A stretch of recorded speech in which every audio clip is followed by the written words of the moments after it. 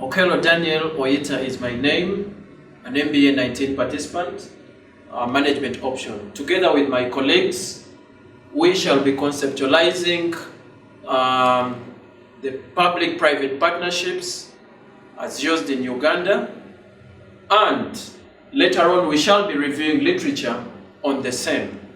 And the literature we shall be reviewing will be on the World Bank, the Swedish approach, the Asian Development Bank, the Australian approach, the Latin American experience, and basically we shall be looking at Chile, Brazil, Argentina, South African's experience, MENA region, that's the Middle East and North African groups, and in our group of 5 people, we shall be able to review literature on the same. Conceptualizing public-private partnerships, as defined by Reagan, is an arrangement for procurement of goods and services, utilizing the franchising approach and similar arrangements with the private sector for the provision of goods and services. And in the essence, the private sector becomes a long-term provider of services, while the government becomes the purchaser of the same services, according to Hazard in 2004. Public-private partnership schemes are built on enterprises, on expertise, and each partner that best meets clearly defined public needs through the appropriate allocation of resources, risks, and rewards. Now, we will be talking about the unsolicited proposals. We needed to know what these unsolicited proposals are, and therefore, these unsolicited proposals usually are believed to come from individuals who have identified a need that maybe government could have failed to be able to address. Now, the countries that are most recently that developed unsolicited proposal frameworks started by defining the essential elements of unsolicited proposals. Countries usually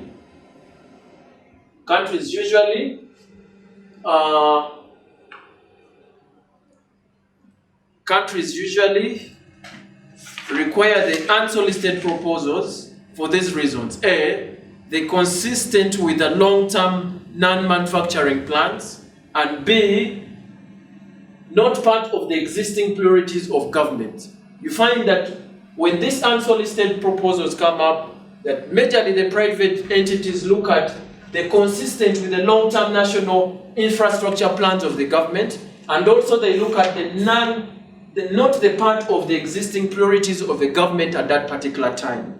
For example, maybe government had not planned for the Entebbe Express Highway, and therefore the Chinese investors came in and thought it wise that since it was already in the national plan of government, but government did not have the ability to fund the same project, they had to come in as unsolicited proposal.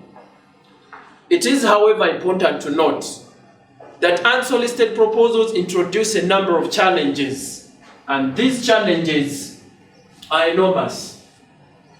Such countries like the United Kingdom do not consider use of these unsolicited proposals for certain reasons.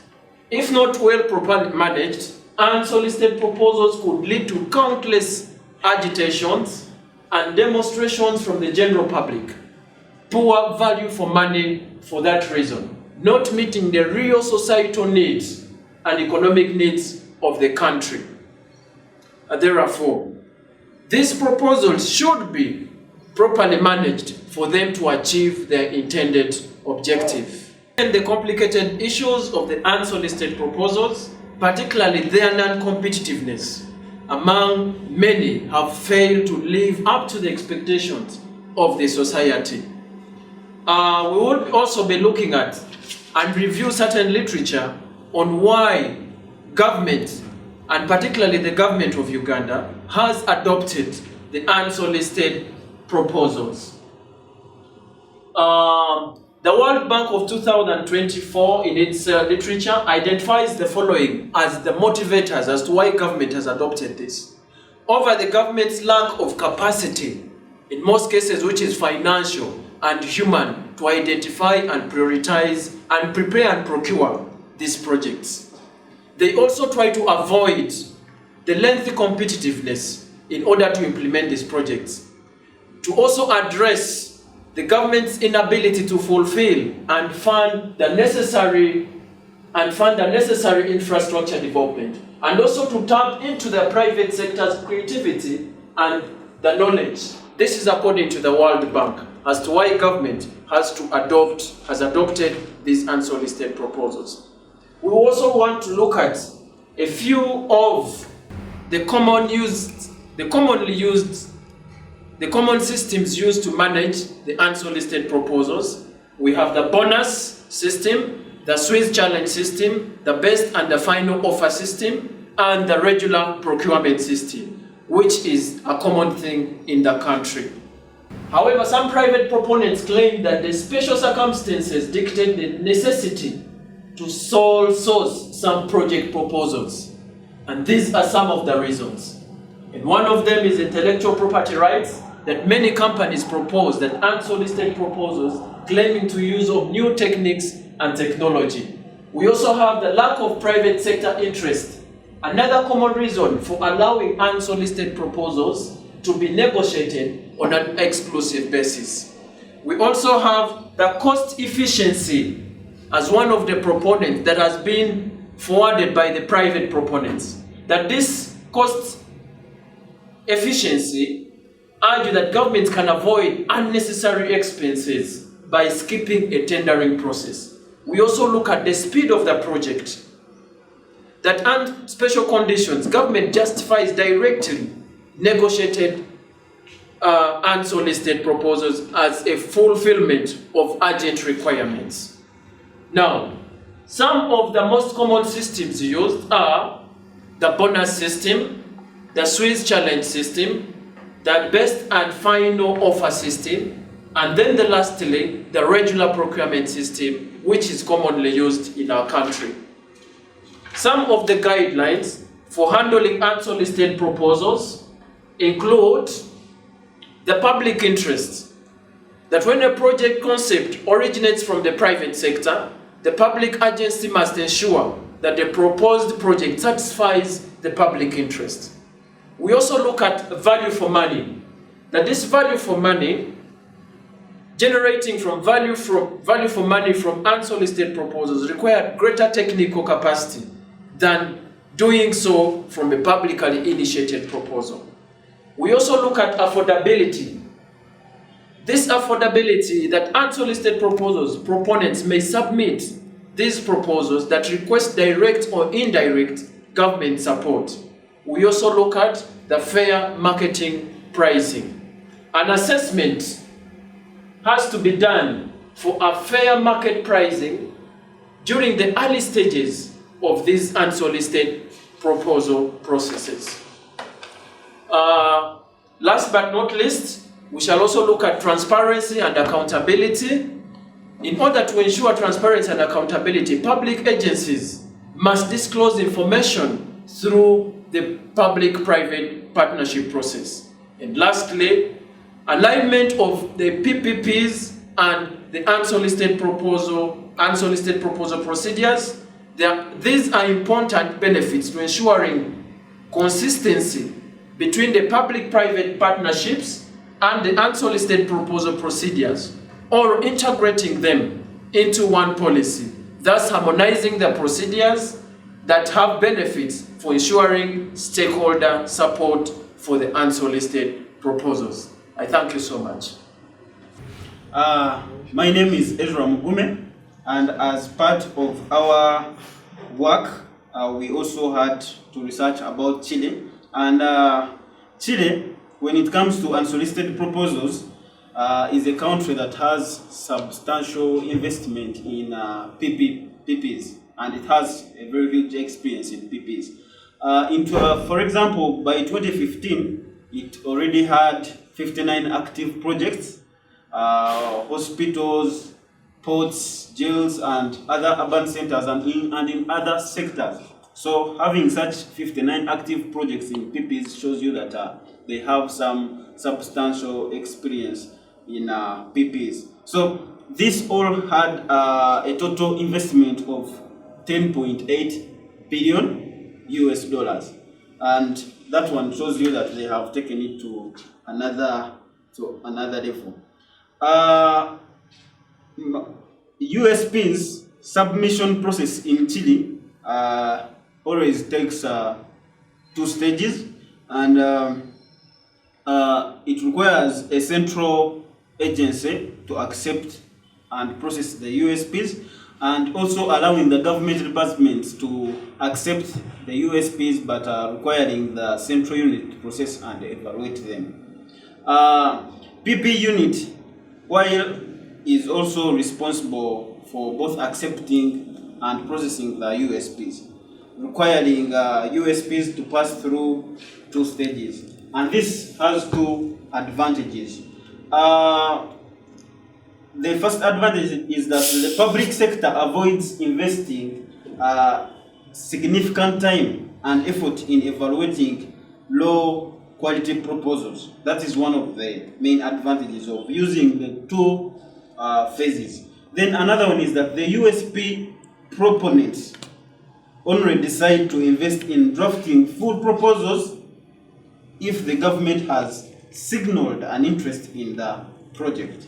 So that is also a very good thing to note. So in the first stage, usually it is composed of pre-feasibility study, and under a pre-feasibility study, you have like project description and initial design. You have the scope of the project, demand studies, project specifications, and expected costs. All those are covered under pre-feasibility study. Then the second stage is the feasibility study itself, and under this it covers the financial information model. So it is covered under the second stage. Then we can also go ahead to tell you that there is also a presentation stage in Chile, and under a presentation stage we have the type of the project where it's well illustrated.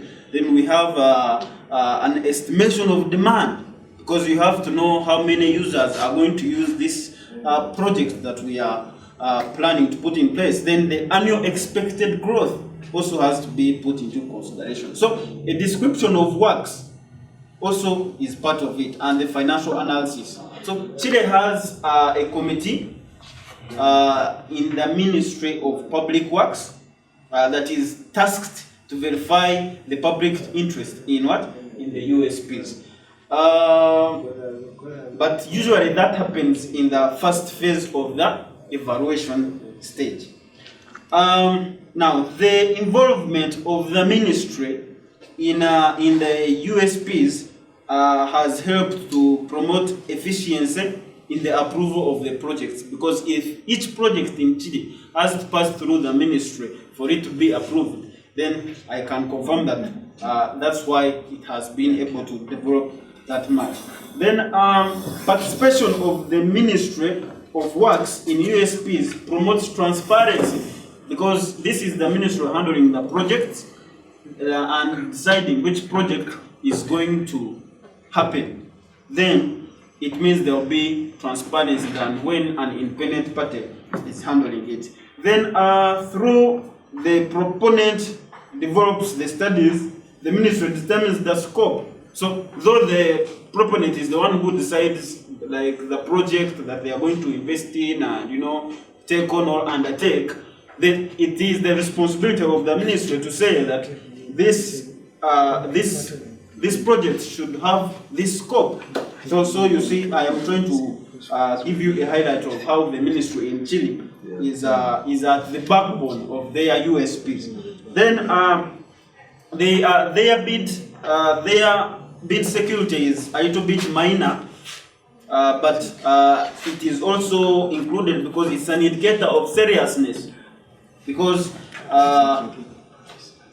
if there is no bidding, then there will not be seriousness that we can talk about here. The ministry designates a public tax officer who oversees development studies. Then the ministry plays an active role in defining the manner, the scope, the quality of the USPs that they engage in. It should also be noted that all the information is availed to competing bidders during the competitive tender, are given the information that they are supposed that is supposed to help them in their bidding process. Now, for example, I can confirm to you that the unsolicited proposal of Highway 5 is one of the projects in Chile that was won by a competing bidder, and then therefore in Chile, bonus mechanism does not significantly or necessarily impact on on the level of playing field. Then we also went ahead to look at the Asian Development Bank. We can understand that actually, according to the research that we made with my team, we found out that the Asian Development Bank had financed a lot of projects in Bangladesh. And if you look at the year like 2008, the Asian Development Bank had been on the backbone of financing the projects in Bangladesh. However, all those loans that were extended in the PPP projects in Bangladesh were always long-term loans. Then we can also look at the process through which these projects were being financed.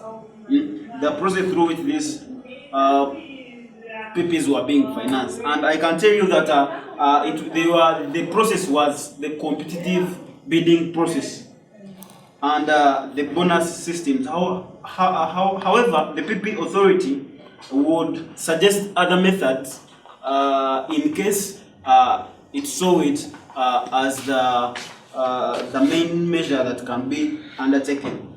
So in this process, all the costs and expenses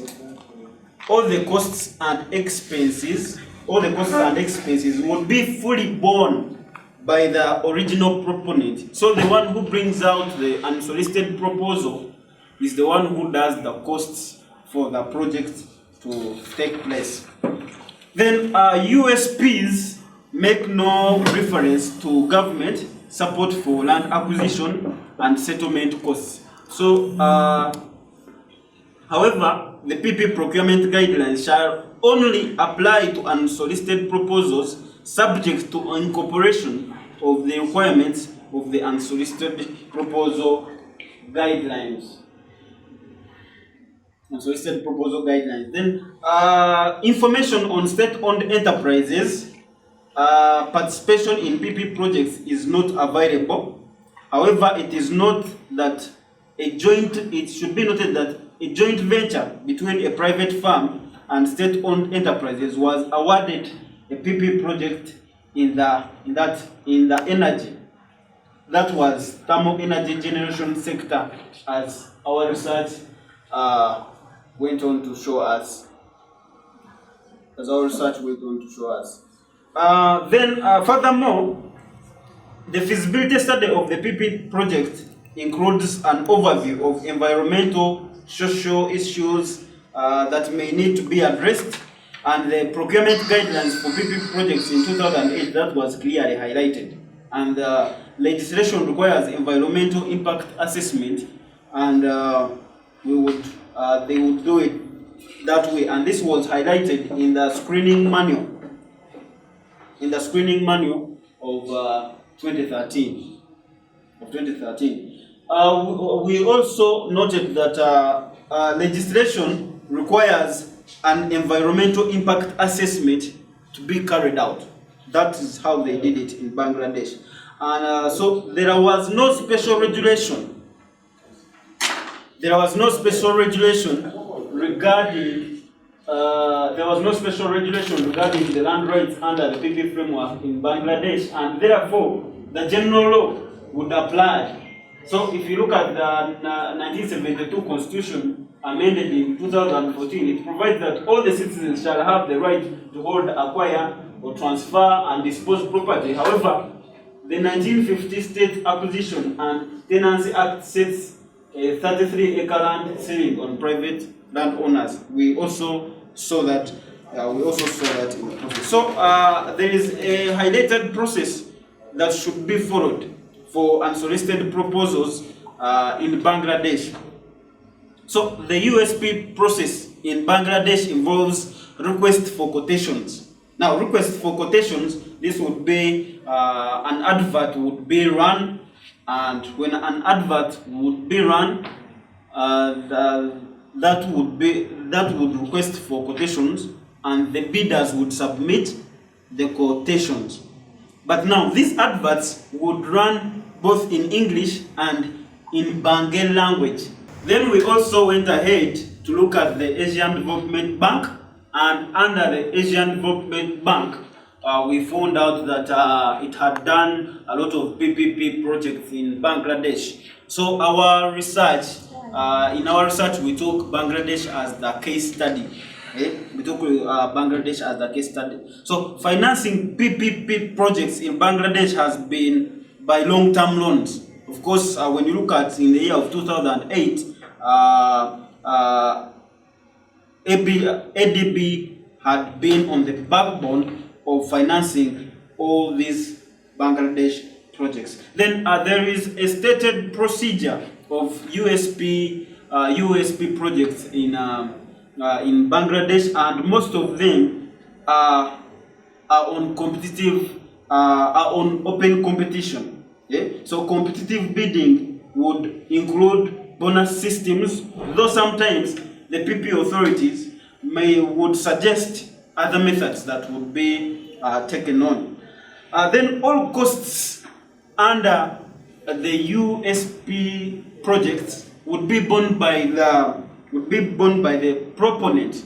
We say the proponent, this is the one that initiates the project, initiates the USP project. So it's called a proponent. So under this process in Bangladesh, that person would be, that person or that company would be in charge of all those project costs. Then it should be noted that the guidelines for unsolicited proposals in 2008 make no specific reference to the government support for land acquisition and resettlement costs or viability gap, except that during the project development phase, the contracting authority may seek the PP authority approval to assess the need for VGF and the guarantees. Then, however, the PP procurement,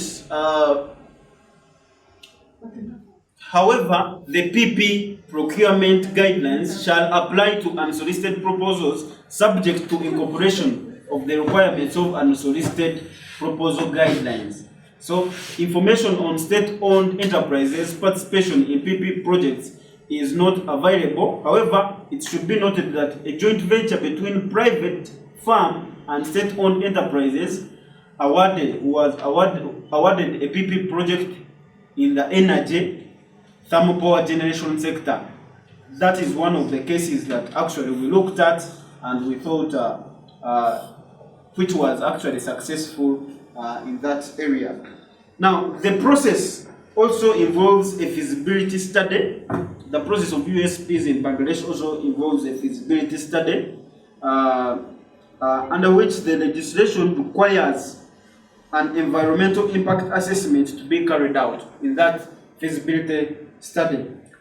So there is no special regulation regarding land clearance for PP projects. I had communicated on this earlier.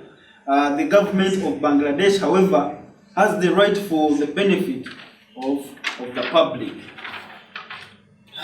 Okay, then when we continue in the process of USPs in Bangladesh,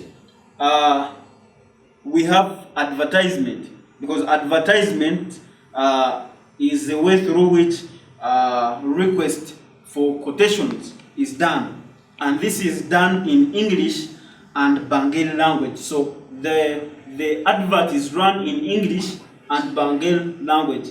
So Bengali is a language that is spoken in Bangladesh. So you may ask yourself, what is Bengali? So that is what it means. So the advert is also put on websites because we don't need to miss out any bidder since this is open competition.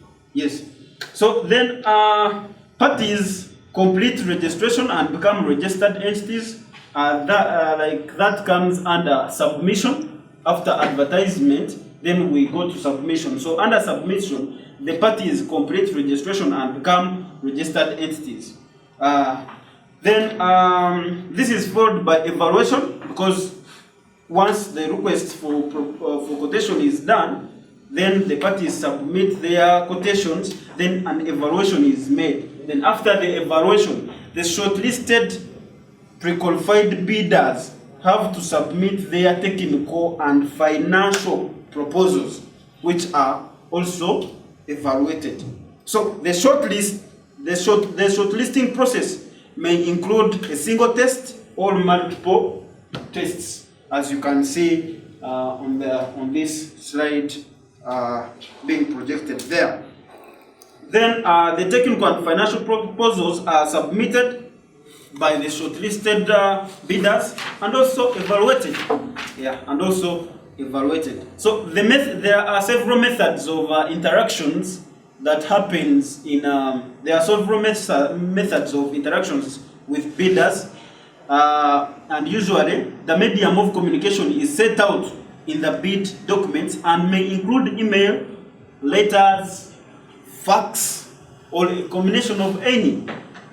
So the evaluation committee through the contracting authority may seek written clarifications and supplementary information from the bidder through letter or email or as fax, because we say that is the way how they communicate.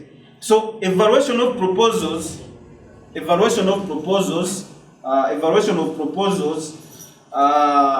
evaluation method may either include quality cost based, or it can be cost based only. So under quality cost based, it means that they are looking at the quality and they are also looking at the cost. While under CBS or quality based method, under cost based method, they are only looking at cost, as you can clearly see on the projected information there. Then the evaluation committee negotiates. The evaluation committee negotiates through the contracting authority, negotiates the contract with the preferred bidder in relation to only the terms which are identified as capable of being negotiated in the PP contract. So from there you can see that from my discussion, Chile and Bangladesh all took part, all have several projects under the PPPs, and it has boosted their economic development as we have researched. Thank you so much. Killan Henry is my name. In the same vein, I join my counterparts in developing ideas that bring a brief to the PP unit in developing guidelines for development of the PPPs. I'm discussing it in the context of Australian experience, and from the slide you can view that in the Australian experience, the government uses a phased process to approve the unsolicited proposals. The process is managed by the body called Infrastructure, Finance and Capital Works Division, which is abbreviated as IFCW, under the direction of the Unsolicited Proposal Steering Committee, UPSC, composed of senior officers of the IT, public public service.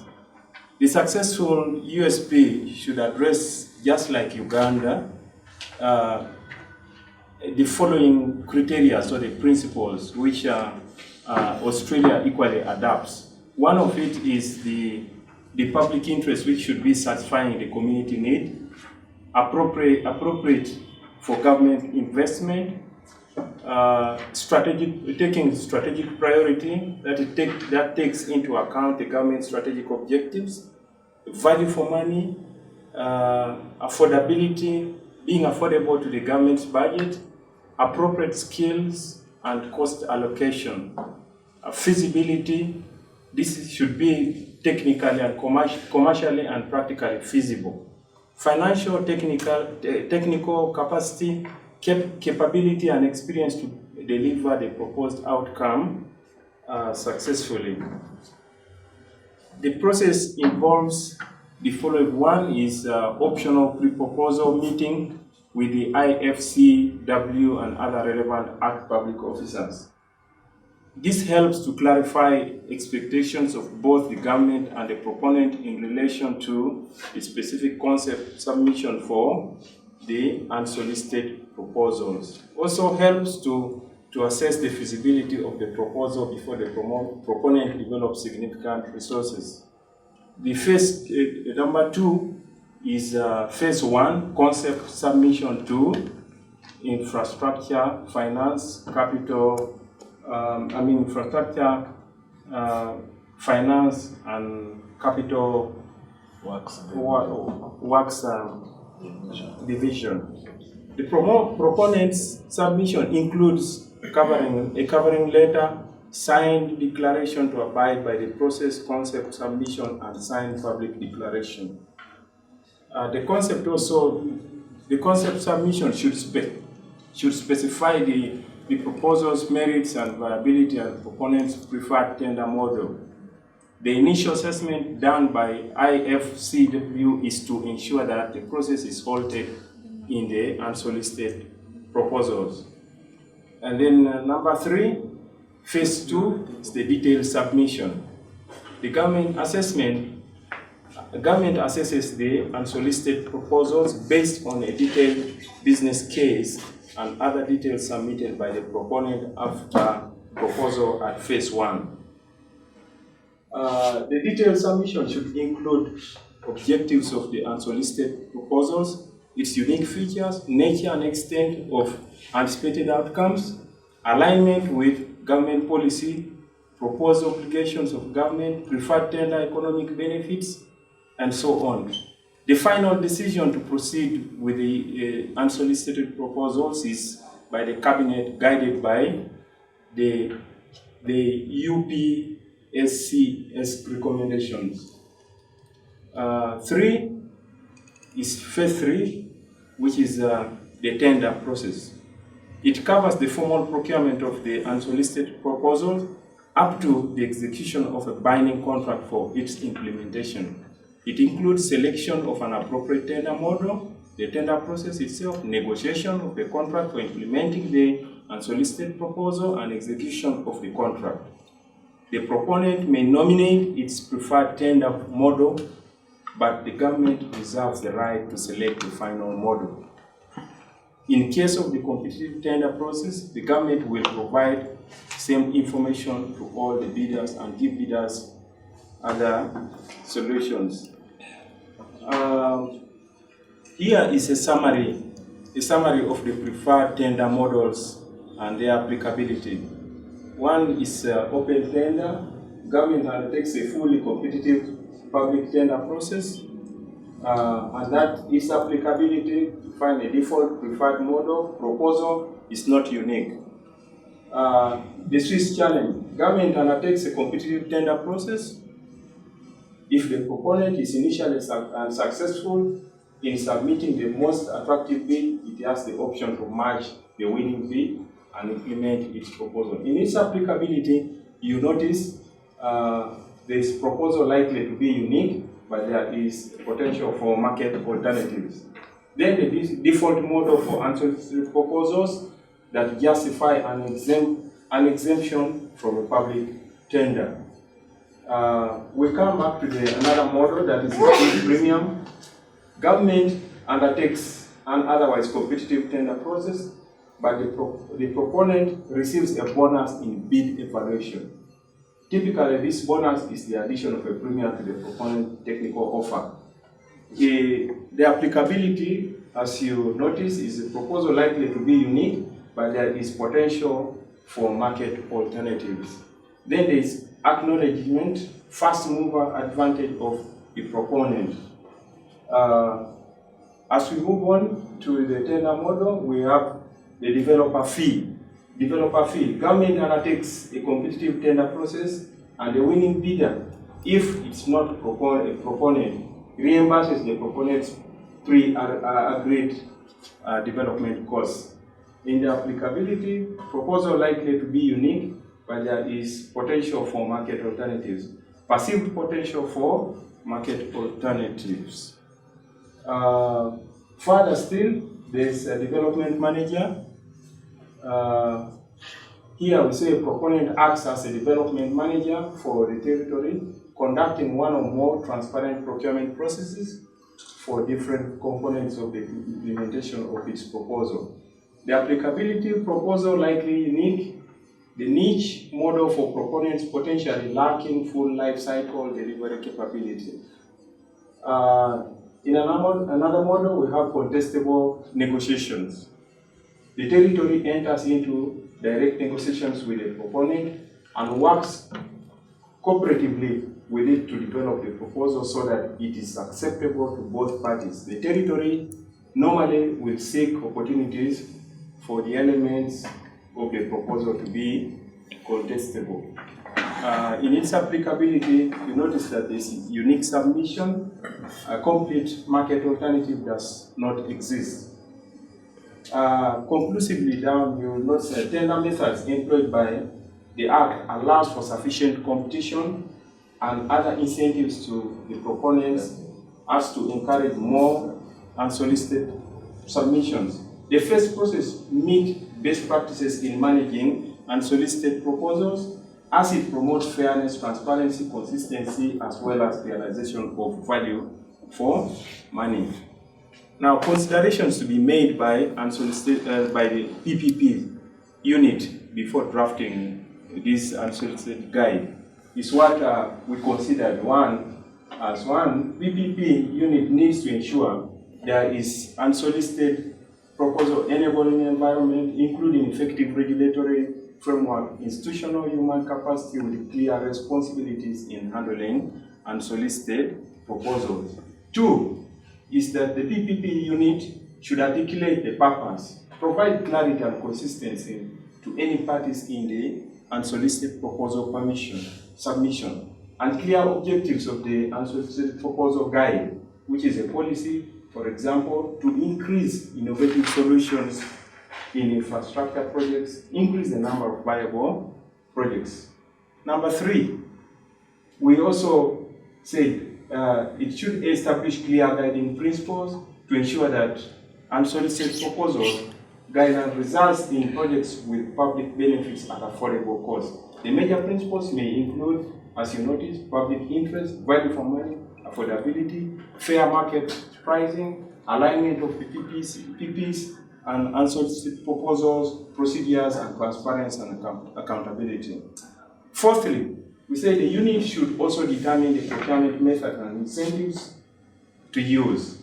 Competitive tender is highly recommended, but direct negotiation with the unsolicited proposal proponent may be employed in some situations as an alternative. Submission. Specify and standardize the mandatory documentation and the information to be submitted to ensure quality proposals. Also, the submission should be centralized to minimize coordination challenges. There should be a criteria to assess performance capability, check compliance of the unsolicited proposal submission prior to more detailed evaluation. When you come to evaluation, we say that it should have a clear evaluation criteria, including public interest, project feasibility, suitability, and affordability consideration, disclosing information about the project to the public once the decision-making authority approves to enhance accountability. The procurement process, reference to the existing PPPP procurement procedures, or defining the unsolicited proposal specific tender procedures to ensure transparency and competition, providing appropriate incentives for proponents that want distorted competition. O'Keel and Henry once more in the same vein, presenting the experience for the Swedish environment in the PPPs unsolicited proposals. What you have to note is that in Sweden, unlike other countries, Sweden is PPPs are not very popular in Sweden, and what we noted here is in Sweden, where PPPs have played a marginal role. They have only been cited in most especially in the rural area as opposed to the urban center. But because of the European Union cohesion policy, they are now gaining ground, and so the PPPs are slowly but gaining acceptability in the economy of Sweden. Previous research shows that state remains crucial in governing the processes of the partnerships in Sweden, especially in the rural, just like I've stated, as opposed to the urban dwellings. Sustainable development is overall objective for the Swedish government strategy for the rural areas, because PPPs are not so popular in Sweden. It is just still gaining prominence, and one of the areas that is strategized is sustaining the rural development, because it's where PPPs are taking root. Important tools by which to reach these objectives include the regional development programs, the rural development program, which was adopted 2007-2013, and this includes investments in the form of aid and contributions to the rural development. The Swedish Environment Protection Agency, which has a specific mandate to monitor conditions in the environment and progress in the environmental policy, is required to develop, coordinate, monitor, and evaluate efforts designed to meet Swedish environmental objectives. These are some of the areas that the PPPs strive to take shape in the Australian economy. The Swedish Board of Agriculture is the government's expert authority in matters of agric food policy, and is responsible for agricultural horticultural sectors. Partnerships dealing with the sector are an explicit feature of leader and flag. Like I have stated, the PPPs are not very popular in Sweden. At a certain point, the government was even moving a move to ban the PPPs in Sweden. So it is just at infant stages. However, just like I've said, because of the European Union's influence, PPPs are gaining root slowly and slowly. Thank you so much. I am Catherine Nwagaba, MBA, Uganda Management Institute, undertaking the public-private partnership module right now. And as my previous colleagues have presented, we are looking at unsolicited proposals, looking at variety and a larger scope of various continents and countries is undertaken as a benchmark for developing our PP unit guidelines at the Ministry of Finance, Planning and Economic Development here in Uganda. Now, I'll be taking us through South Africa, in perspective South Africa. Now, South Africa is a country that has fully embraced PPPs substantially, and I mean, from about 2000 to 2014, we have seen them implement over 24 national and provincial public-private partnerships. Now, in their National Public Finance Management Act of 1919, there's regulation of the National Treasury Practice number 11. It provides that they fully embrace public-private partnerships, but also in the unsolicited nature. And they are not obliged to consider unsolicited proposals, but if they meet the standard requirements, if they meet the requirements, the guidelines, they can be undertaken as a means and a module of a modality of executing public-private partnerships. And these accepted guidelines is that the unsolicited proposal shall be submitted. The authority evaluates the proposal based on the number of aspects and minimum requirements. If the authority decides to reject the unsolicited proposal, it notifies the authorized representative of the proponent and ensures that an institution does not make any of the intellectual property or proprietary data in the unsolicited proposal. After the authority decides to consider the unsolicited proposal, it confirms such a decision with the proponent in writing.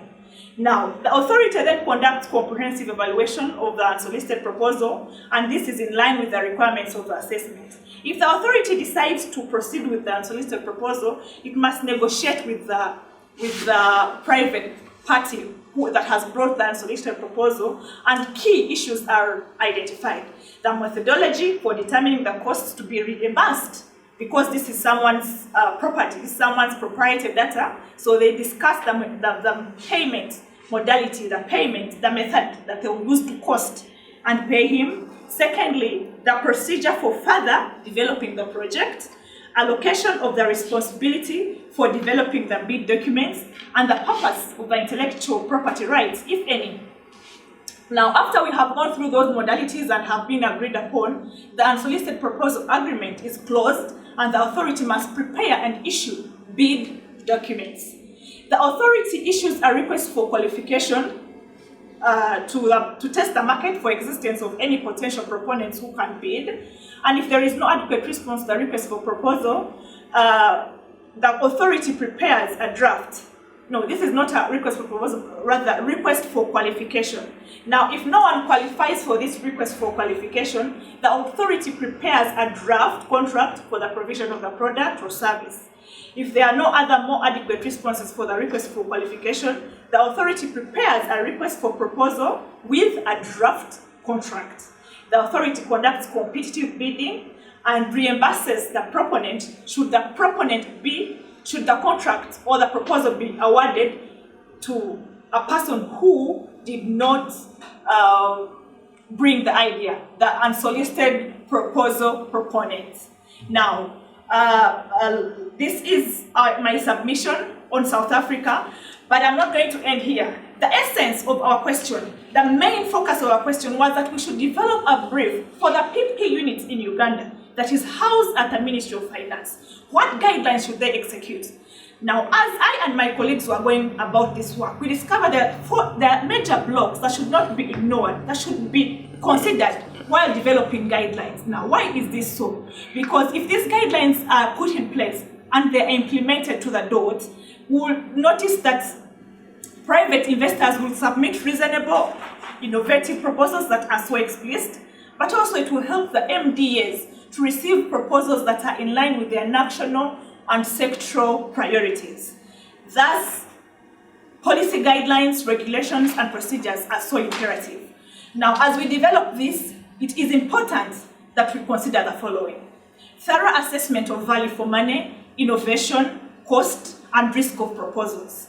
Now, unsolicited proposals are a big deal. Why? Because we trust the unique nature, the innovativeness, the respect for value for money, the cost-benefit analysis that the private sector invests in undertaking projects. Now, value for money and innovation can be sufficiently achieved only when we undertake excessive analysis and assessment. And of course, two parameters, like I mentioned, cost and risk, are the key major issues that affect value for money and innovation.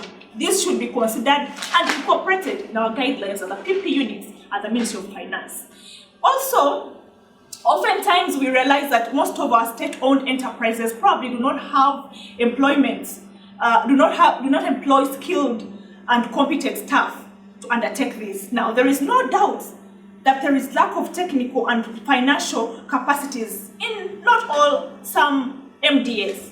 Now, this makes it difficult to ascertain the viability of a proposal because look here, these are very highly technical proposals. They should be evaluated, they should be assessed, They should be analyzed by highly competent, finance and technical experts. So it is important, it is imperative that MDAs hire highly experienced professionals to undertake assessment of unsolicited proposals that suit